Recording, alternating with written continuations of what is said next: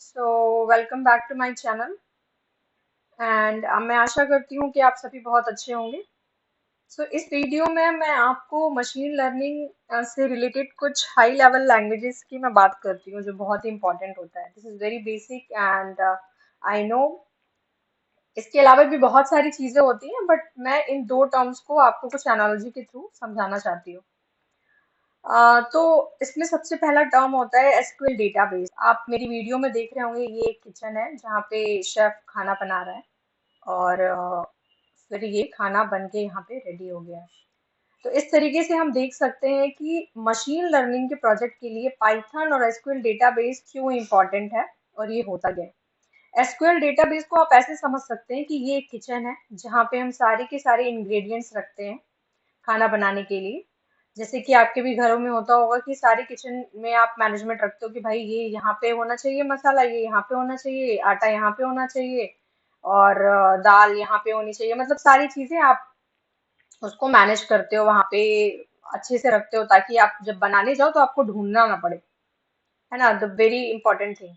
उसी तरीके से ये एसक्यूएल डेटाबेस होता है और SQL is a skill language जिसके थ्रू आप उसको मैनेज करते हो, उस डेटा को वहां पे जो भी रखा हुआ है। तो दैट्स व्हाई ये जो एसक्यूएल लैंग्वेज है ये बहुत इंपॉर्टेंट है। This is language and this is database. Database जहाँ पे डेटा को रखते हैं हम। और फिर आते हैं Python. Python is also very important language.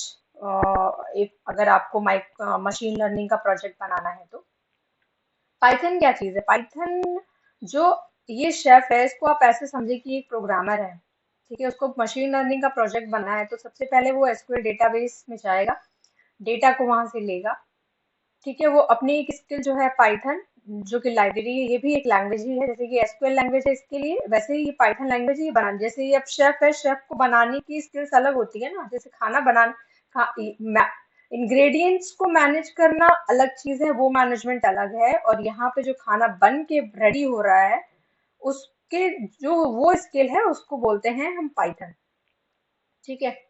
उस स्किल के थ्रू हम बनाते हैं। तो उसी तरीके से जो ये खाना बन गया था उसको हम लोग बोलते हैं मशीन लर्निंग प्रोजेक्ट।